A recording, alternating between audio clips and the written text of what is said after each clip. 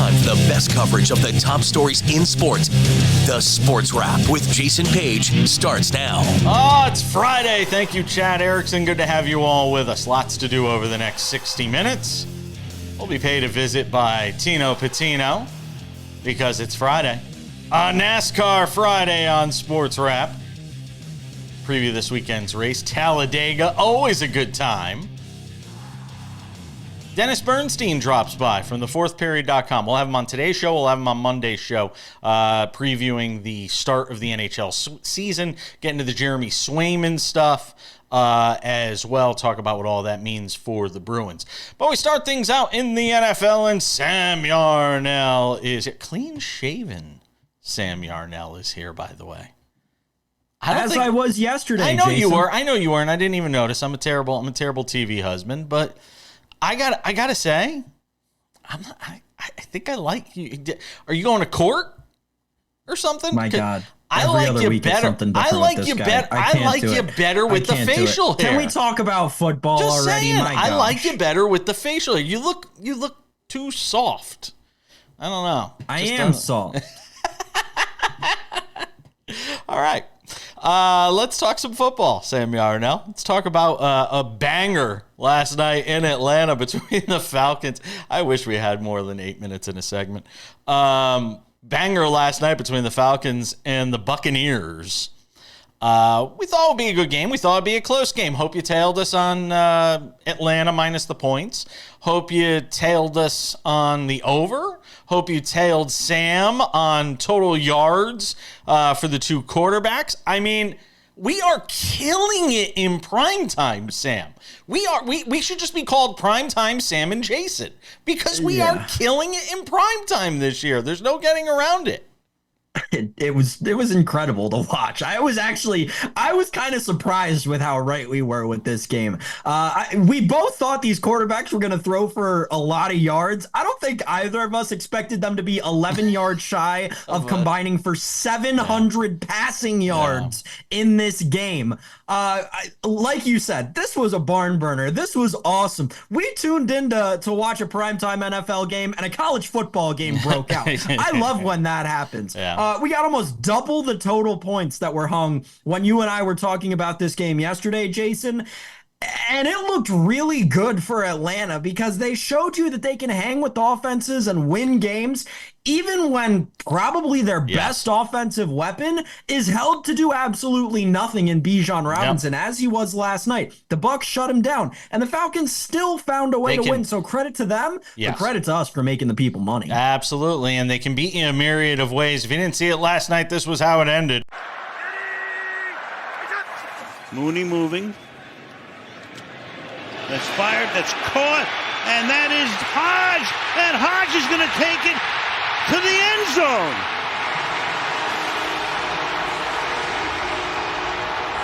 A most improbable win for the Atlanta Falcons.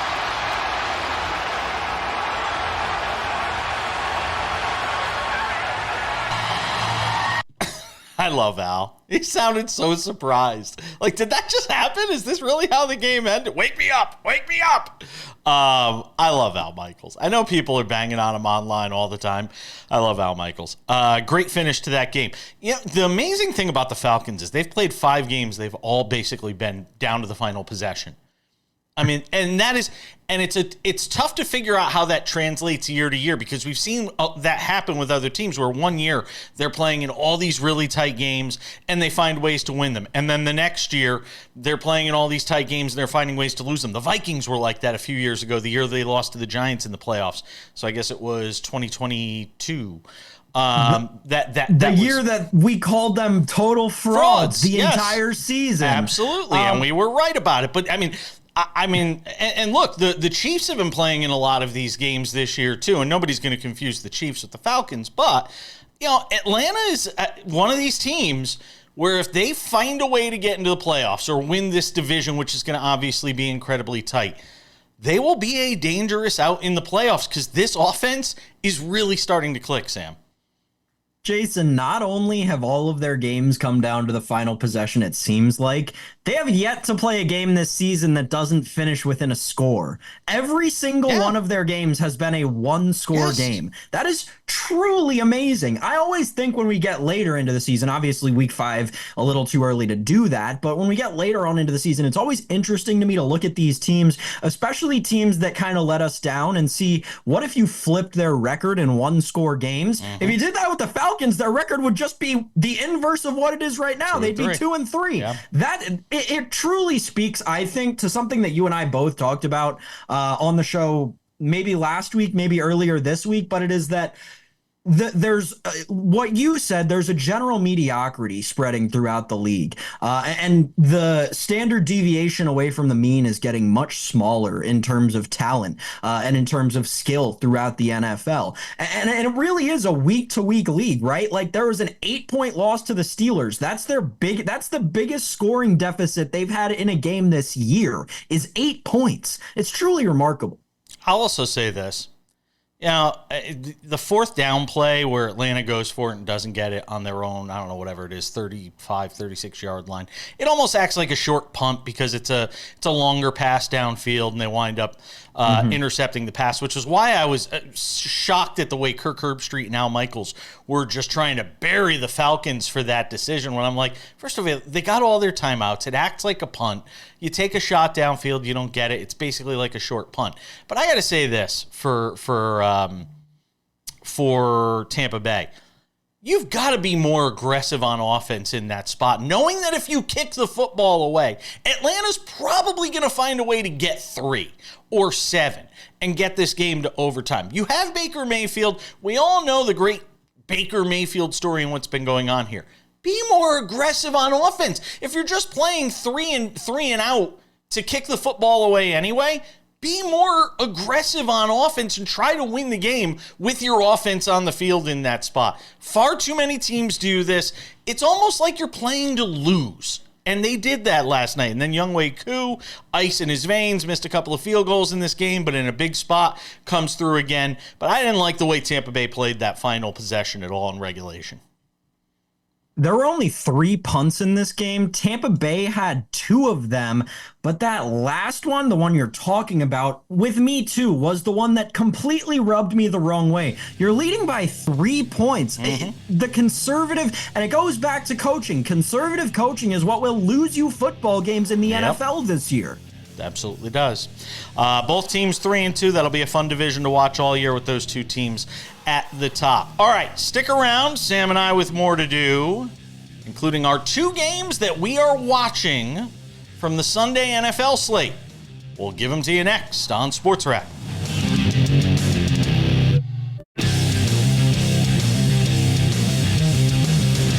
Coming up in 10 minutes, part 2 of what made for a great sports night on Thursday. Mets, Brewers. We got highlights, reaction, analysis. Dennis Bernstein coming up in 20 to talk about the start of the NHL season, the Jeremy Swayman contract stalemate in Boston. But Sam, let's do some more NFL. Week 5 got kicked off last night with that Falcons-Buccaneers banger in Atlanta. By the way, can I just also say this? And I nailed the fans on X last night for this. That game, late fourth quarter, with the Falcons driving to kick a field goal, is like 65-70% full. Everybody left after they didn't get it on fourth down with 3 timeouts left. Atlanta, do better. Do better, please. You're a 3-sport major league city, 4 if you include the MLS.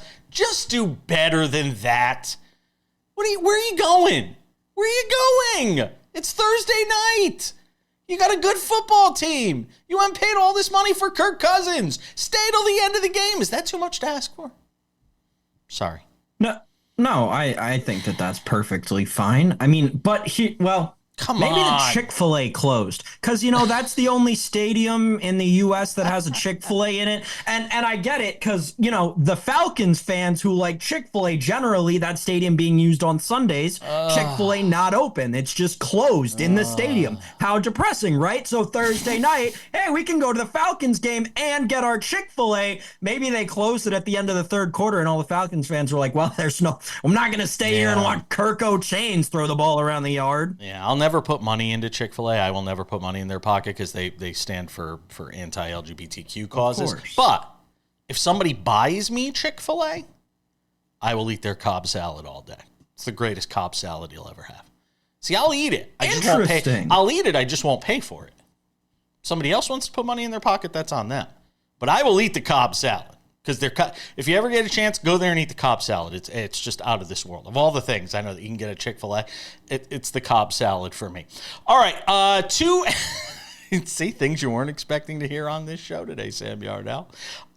Jason and Sam's NFL games to watch on Sunday. I'm just a dummy reading the banner at the bottom of the screen. So 2 games each from Sam and I that have us enthralled for Week 5 in the NFL. Sam Yarnell, you can go first. Give me your 2. All right, Jason. Well, the one that enthralls me, to use your word, the one that intrigues me, the one that's drawing my attention the most, it's the Ravens and the Bengals. I mean, come on. So 2 sides to this. One, the Bengals, right? If the Bengals don't win this game, to me, season's over. This is it's not a can't lose, it's a must win. The Bengals have the Giants next week. I think that, barring maybe Jason, a lot of us would assume that the Bengals will beat the Giants. So if the Bengals beat the Ravens this week, that's a ton of momentum. And then beating the Giants next week, hey, the Bengals are right back there at 500. But they lose this week, that record goes to 1-4. The win over the Giants only gets them to 2 games under 500. This is a must-win game at home for the Cincinnati Bengals. They are home dogs in this one, Jason. I am going to be so locked in as well to see if Derrick Henry can keep doing what he did against the Bills last week, because last week he looked like the best running back in the league. Can he do it against Lou Anarumo's defense, which has struggled so far this season? This week in Cincinnati, I can't wait to watch that game. I'll be locked in, or I guess I would be if I didn't have to split screen it with my other game that I'll be locked into. It's the Bills and the Texans. Stephon Diggs playing against his former team in his new home. 2 teams you love, Sam. How will you possibly survive this Sunday? Your two loves. I know. It's tough. But listen, I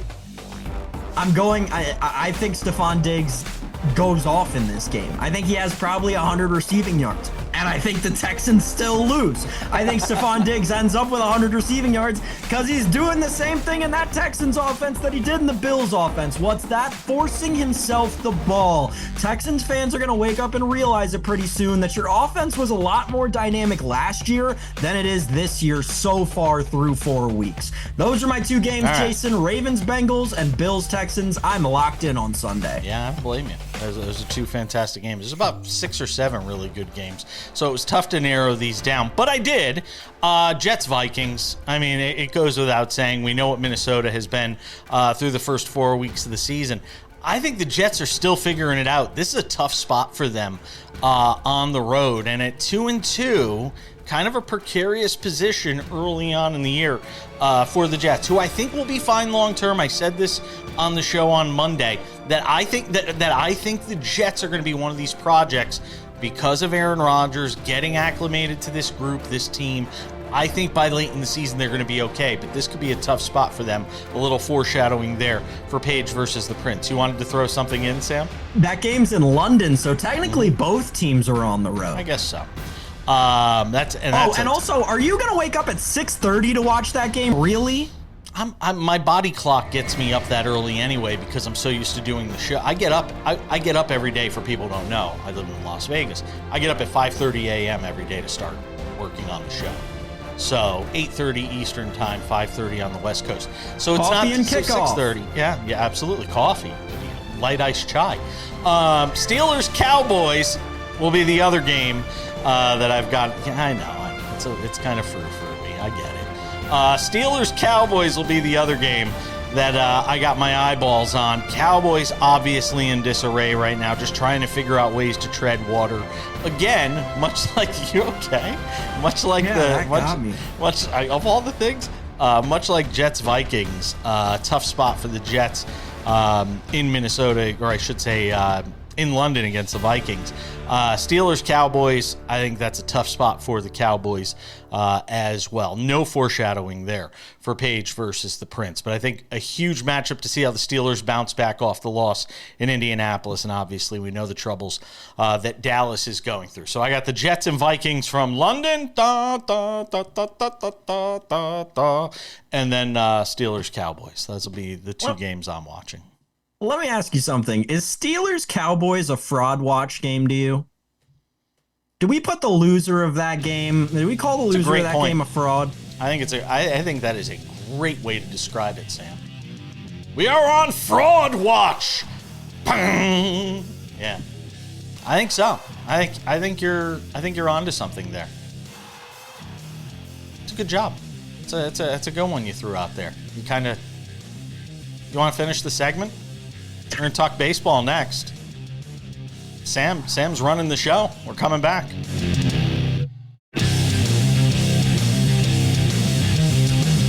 Coming up in 10 minutes, Dennis Bernstein, the fourthperiod.com, SiriusXM NHL radio host, contributor. Get some thoughts with him on the start of the season. Jeremy Swayman, the contract dispute, a couple of storylines he's looking at. He'll also join us next Monday on the show to preview the season. Because we got games in Prague. Whatever. NHL season starting there. All right, Sam Yarnell, part 2 of the Thursday night. Well, 2 fantastic games. I mean, who knew we would have such a great night on Thursday night? I have to admit, I was in and out of that Falcons-Buccaneers game. Because of, I mean, look, this is an interesting thing, and I'm really curious to know. For people who are watching the show, you see our Twitter handles at the bottom of the screen. I don't often throw out like audience participation questions, but I'm curious to know how many, like, if you're a sports fan, and I'm not talking if you have a betting interest, because if you have a betting interest, you're obviously watching. But last night is one of those nights where I really wonder, and I'll be curious to see what the TV ratings yield on this. How many people were watching that Mets-Brewers game, which was scoreless for a while, which sometimes could people will tune out of that. But that was edge of your seat, win or go home stuff. I mean, it was as good as it gets. This game was fantastic from start to finish. And the Mets wind up winning on a Pete Alonso home run. Then they had another run after that in the 8th inning. And they go on to beat the Brewers to advance to the NLDS, where they'll take on their hated rival in the Philadelphia Phillies. But I'm interested to know how many people said, you know what, I'm not going to watch the football because this is a playoff baseball game. And I know NFL is king, and that'll never not be the case in America. But last night's one of those nights where I just could not stomach sitting there watching a regular season NFL game between two teams that will play each other again later in the season anyway. This game isn't going to decide who makes the playoffs or anything like that. I'm sorry, to me it was Mets-Brewers that was the watch last night, Sam. Yeah, NFL's king. I was the opposite. Like, I was watching both as well, but I was watching the football and then flipping back to the baseball every once in a while. And part of the reason for that, Jason, is because, I mean, playoff baseball is by no means, especially in the early innings, an exciting watch, especially the way this postseason has gone so far. And the Mets, through 8 innings of that game, had 2 hits and 0 runs. And the only runs that had come were 2 runs for the Brewers in the 7th off back-to-back homers, which was by far the most exciting moment of the game to that point. So Yeah, I get it. And like there are traditionalists. And generally, like when it comes to these kinds of things, I'm surprised that this is my take myself because I am a traditionalist, right? I'm on the forefront of the ban the DH argument. And I think the double hook is a great idea for Major League Baseball.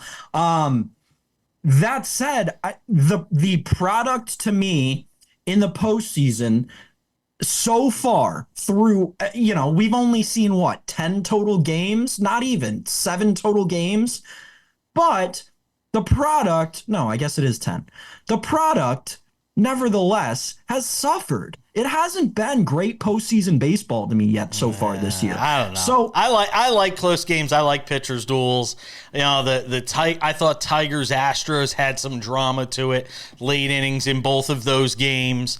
The excitement in San Diego about that Padres team, the energy at Petco, I thought made for some fun there. But I'll tell you, I love postseason baseball, man. I do. I've gone to enough postseason baseball games in my life during my time in New York with the Yankees during their glory years that it's just so much. It's so much fun to watch. It really is. And I'm not even a Mets fan. Flex. But I'm not even like a Mets fan. Just as a baseball fan, watching Pete Alonso last night, who has gone through the ringer, and watching all these idiots on social media. Hey, Sal Licata, I'm talking to you.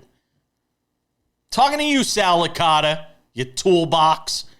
I'm telling you, man, New York sports radio, for the most part, has taken such a downhill twirl when this guy is your afternoon drive guy. Anyway, Sal Licata, who's just killing Pete Alonso.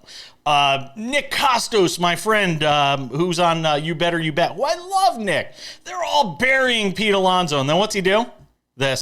Here's the pitch. Swinging a fly ball to right field. Pretty well hit. Frelick back at the wall. He jumps. It's gone. He did it. He did it. Pete Alonso with the most memorable home run of his career. Pumps his fist as he rounds second. It's a 3-run homer. He's given the Mets a 3-2 lead. They all pour out of the dugout. Alonso on his way to home plate. They're waiting for him. He hits the plate. He is first congratulated by Nimmo. Hugged by Lindor. Murphy looked like somebody peed in his Wheaties. Oh, man. It's just as good as it gets. And who knows what happens with Pete Alonso in this offseason. That could have been his final at bat as a New York Met. And it turns into a home run, and now the Mets going to the NLDS. I love it. I cannot, with this baseball narrative that we've now created around the New York Mets. It's a feel-good story. What are we doing here? This, I cannot wrap my head around this. And yeah, you're right. With all the Met fans in New York, it makes it even more insufferable because of how they are on the radio. And you're talking about Sal Licata. I thought that was exactly correct and a perfect portrayal. I was watching the game last night with a Met fan who, I quote, after the 8th inning said, well, season's over. It was a good season. Amazing. 2 blanking hits in this game. That's what the Mets do. And then the 9th inning happens. So that's one part of it. Here's the other part, right? Because we don't have a lot of time left in this segment. We're talking about the Mets as some great story, some Cinderella run they're on. This is the team with the highest payroll in baseball. Now, you might be thinking, oh, Sam, that's an inflated number. They only have the highest payroll because they're still paying Max Scherzer and Jacob deGrom to pitch for other teams. No, it's not. They have the 3rd highest active payroll in baseball. That's just players on their active roster that are getting paid. This is a team that is just built to win with their richest owner in baseball shelling out money left and right. And quite frankly, the fact that they're a wild card team should be a letdown to Met fans everywhere. This is a team that is investing way more money into baseball than the Phillies, and they still can't compete with them. I can't do. And the narrative around Pete Alonso too, as if he wasn't a second round pick, Donald Trump for you. 15 homers in the SEC in his final year at Florida. I'm done with the narratives around the Mets. Doing my Donald Trump for you. OMG. OMG. 8 teams left in the baseball postseason. 2 of them reside in New York. Oh, it's going to be a fun October. More Sports Wrap. Dennis Bernstein next.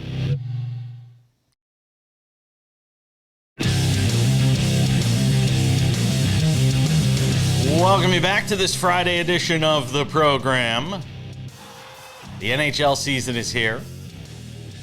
Sam Yarnell and I discussed it a little bit on Thursday's show. But if we're going to go full on NHL, we bring in our guy Dennis Bernstein from thefourthperiod.com, SiriusXM NHL radio as well. Hangs out with us on the program from somewhere in Canada. All right, so Dennis, the season is here. I want to get into the kind of the nuts and bolts and talk about, a bit of a preview, but there's a couple of big stories that I wanted to talk about that popped up. Well, not just popped up this week, but have been certainly floating around. The Swayman story with Jeremy Swayman needing, to try and figure out this contract situation with the Bruins. A lot of people are making a big deal out of this. We see it all the time in other sports. Why is it so foreign to the NHL? Hard salary cap. The market for individual players. I think what happened with Swayman, Jay, is that he was waiting for Shesterkin in New York to get his big money, to get his big bag, to go to like $12 million. He could pivot off that, and Shesterkin still hasn't signed. So you don't see it a lot because, and I just think the mentality of the players, it's a little bit different in this league. So I'm not shocked that it's happened. But you don't see it very rarely because the price for certain players. If you're a top-pair defenseman, fine. And look, the market's going to be reset. When Leon signed for that big money, what Connor's going to get a little bit more in 2 years because the salary cap keeps going up. So you don't see it very often. I think the most unusual part of this is that it got in the public. It got contentious. And I think it started off with Cam Neely's comments in his press conference a couple of days ago. Had he not said that, I don't think it would have been as inflamed because then the agent got involved. And then Swayman talked about the arbitration hearing a couple of years ago where he ticked down all the things they didn't like about him, which is a contentious process. It just never gets this contentious because usually, agents and teams kind of know where the middle ground is on these contracts. Now you're talking about a situation where, per year, you're talking about probably maybe $500,000 difference. And I know for me and you, that might make a big difference. But when you're already getting $8 million and you might get $8.5 million, it's time to sign and come in and start playing. Who will be the voice of reason that gets it to that point there? Because what do we have till December? Like he has till December. If he doesn't sign by then he can't play. So who's going to be the voice of reason that breaks the stalemate? I think it's voices of reason. I think we're at a point now where there's not that much difference between 8.5 and 8. And I think the guys in the room, his teammates, are probably saying, Jeremy, you've played 135 games in the NHL. You're going to get $8 million a year. Let's go. So I think there might be some internal, unspoken pressure from his teammates to say, look, you're going to get paid. You're going to get paid a lot of money. It's going to be money that's going to secure you for the rest of your life. Get in here. Let's get playing. Because the concern now is, Jason, is that with goaltenders, like he hasn't played. Yeah, he might be skating, but he hasn't played at all. And what's the risk now? He comes in the first or second game, hasn't had a training camp. He pulls a groin, he pulls a hamstring, and he's out for, a month to 6 weeks. So that's a concern. I think it's at a point where it's this close where there's going to be external forces like his teammates saying, hey, Jeremy, split the difference or whatever, but come in and start playing with us. Yeah. Does something like this hurt the Bruins long-term when it comes to dealing with free agents? I don't think so, because, Jason, there's still a hard salary cap in the NHL. So you can't have 10 guys going to play in New York or in Boston or in L.A., right? So that there's just a finite amount of cap space available. So I don't think this is a recurring thing. And plus, when the salary cap's going to go up, and instead of getting paid $8 million as a top line player, you might get $10 million. I think there's going to be a lot of satisfaction because the overarching point about all this, Jason, is the league's in a really good spot right now. With the Amazon stuff, with all the other stuff you're seeing popping with respect to the Global Series starting today in Czechia, it's in a really good spot. So I just think that, and not only that, they're probably going to start up negotiations to probably extend the CBA. Marty Walsh is now running the NHLPA. It's just there's a lot of harmony, a lot of good things in this sport, Jason. So the players know they're going to get paid and they're going to get their fair value. And even the lower guys, the middle six guys that maybe got $2 or $3 million right now that are average players, they're going to get a boost as well. So like I said, I think the overarching thing about this, once the swimming thing is done, is that the league's in a really good spot. Tell me something. Where is the storyline early on in the year? We got the season starting in Prague. What's the storyline here early on that you're going to be most intrigued by? Okay, if you saw the video of Amazon with Connor McDavid in the locker room cursing his guts out, which you would never see about Connor because he's so cool and collected and calm. I think it's the Edmonton Oilers. They were basically 2 goals away, Jason, from winning a Stanley Cup, right? They lost by 2-1 in Game 7, and they scored 2 more goals, and they're now the prohibitive favorites to win the Stanley Cup. So I think it's, can they climb this mountain? I'll say this, with the greatness of Connor and the greatness of Leon and the great job that Chris Knoblauch has done behind the bench, this is the year. Like, this is when the window's open. They signed Jeff Skinner and Victor Arvidsson. They're not young players. This is an older roster. And, Connor and Leon aren't old guys. They're 27 and 28 years old, but they've played for 10 seasons now. Like, this is the time now. So I think that's the overarching thing. And the other question, I think, in the East is, can the Rangers get over the hump?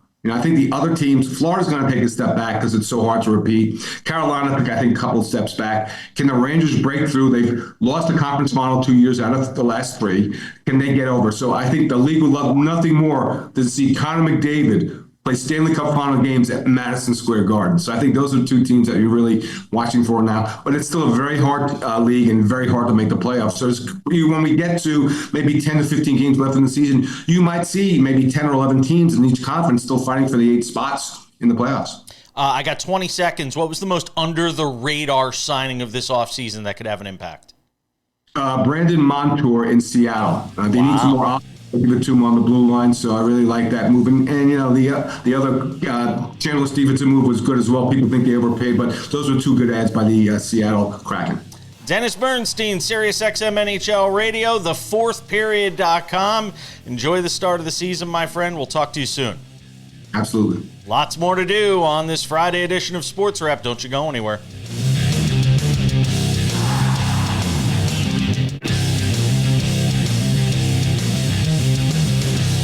We continue on this Friday edition of the show. Odds and ends coming up in 10 minutes. Sam Yarnell and myself, the battle for NFL pick supremacy. I was 3-1 last week. He was 1-3. We will remind you of that as often as we can on the show today. Tino Pattigno is here. How'd you do on that? Did you pick any NFL games last week? Oh, yeah. How'd Big you do? NFL pick'em guy, currently in a survivor pool, and I'm surviving. There's How only 5 people left. is anybody still alive in a survivor pool right now? The way this season has gone so far, I would think most people would have been eliminated by now. All right, we got you here to talk NASCAR. Tino Pattigno does a great job. Our NASCAR betting insider. You could also catch him over on SiriusXM NASCAR Radio, giving picks and dispensing advice there. What did we miss last week in Kansas? Because every time I turned it on, it was kind of Ross Chastain, your winner. He's not even in the playoffs. Tell me what happened. Well, that's it, and that's how the NASCAR playoff system works, right? You have these playoff drivers. We're now in the round of 12, so 12 drivers that are competing to get to the next round of 8 and then 4, which is the championship. But these drivers are still racing around others who are not in the playoffs, like you mentioned, Ross Chastain. He was actually battling with Kyle Busch. So at that standpoint, it was getting intriguing. It was getting exciting because of Kyle Busch not having a win so far this season, trying to continue on the 20-year streak of winning each consecutive season there for Kyle Busch in the 8 car. And he was actually leading at the time of getting spun out, or he spun out on himself rather, which was crazy to see because that's something you don't normally see out of Kyle Busch. Gives Ross Chastain the lead, who flipped it on pit strategy, and ultimately no one really came close there. We saw William Byron up there, Ryan Blaney, Christopher Bell, who, I was talking to you about. He had a good shot to win this one, but he kept hitting the wall there. So Kansas, from that standpoint, wasn't as exciting as other Kansas races we have seen, but Talladega this weekend definitely will be. What if anything was altered from the results of the race when you look at playoff positioning? Well, I think certain drivers that you expected to be above the playoff cut line who are below it right now. First and foremost, Tyler Reddick. He's the regular season champion, and he's right now -4, sitting in 9th place in the current playoff picture. This round, once we get past Talladega, next week we have one more race in Charlotte for the Roval, which is a road course. After that, the field goes from 12 drivers competing for a championship to 8. So Tyler Reddick to be in 9th place in the standings right now, -4. Anything can happen within these next 2 weeks, so I expect him to kind of get back up there, sort of have some good finishes and get those points back. But if he doesn't, it's going to be really interesting to see which drivers can benefit from that, and the other ones that are up top right now, like Joey Logano, Chase Elliott, Denny Hamlin, Kyle Larson as well. Can they continue on and make it to the Final Four there? Well, Ryan Blaney won last year at Talladega in the playoffs, the 2023 Yellowwood 500. The 2024 edition promises to be extremely exciting. What are you seeing as you look ahead to this race? Well, this is Talladega, right? Everyone knows it's going to be a dramatic finishes, photo finishes, 3 wide, big wrecks, big crashes, a lot of excitement. But the one thing that's important to note with this fall edition of Talladega, with it being in the playoffs, is that 9 of the last 10 races at this track for the fall race, for the Talladega playoff race, playoff drivers have won. So that is huge to note for me, because I expect playoff drivers to be aggressive here. Yes, they know the consequences. Yes, they know the risks of being involved in a big wreck that is more likely at this track than any others. But I think it's a risk you have to take. No one does it better than Ryan Blaney. Like you mentioned, 3 wins in the last 5 years at this track specifically. Joey Logano, his teammate, won at Atlanta, the most recent super speedway race this season, also was in the playoffs. I think this is going to be a big test for those playoff drivers to get up and to really get a victory here in order to focus on the round of 8, which is the most crucial. If you win in the round of 8, you then move on to the championship 4. So that can happen, and that happened for Ryan Blaney last season. I also want to note he was 30-1 to win the championship last season heading into this race. He then won this, then went on to win again, and then lock in the NASCAR Cup Series championship last year. So there's some drivers out there with major odds, major value that we could see win this one. 70 lead changes in last year's race. 7. I mean, that's hard to fathom that you could have that many lead changes in a race. What lends itself? What about this track and the way it runs allows for that? It is the high speeds and also the width of the racetrack. You can go 3 to 4 wide consistently and hold that there. All the cars run in a pack, right? So with the pack, there comes the draft. And with the draft means higher speeds. The more cars in a pack will get you greater speeds to get you more lead changes. We will see this a better race than we saw in the spring because of this. I think the spring, a lot of drivers were more cautious. They wanted to sort of make it on fuel strategy and everything like that. I don't think we see that in this one. I think this is going to be a more exciting race.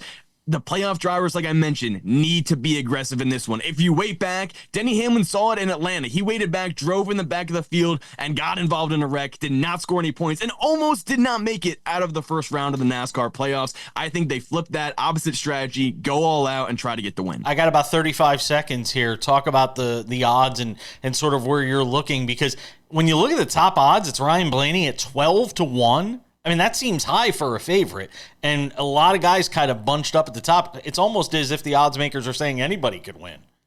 And that's exactly right. That's the feeling we get for being a Talladega race. I also got to mention Joey Logano, 13-1. I love the Hendrick Motorsports drivers, William Byron, who's 16-1, and Chase Elliott with the same value. Denny Hamlin's been in the news this week as well.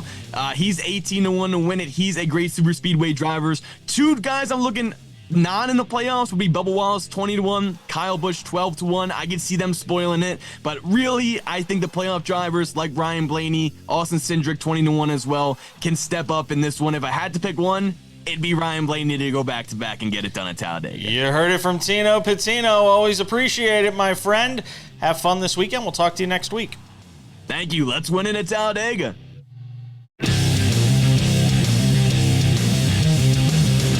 All right, just about time to put the wraps on this baby for a Friday. Don't forget SportsWrap weekends available on many of these same affiliates. If not, I don't know what to tell you.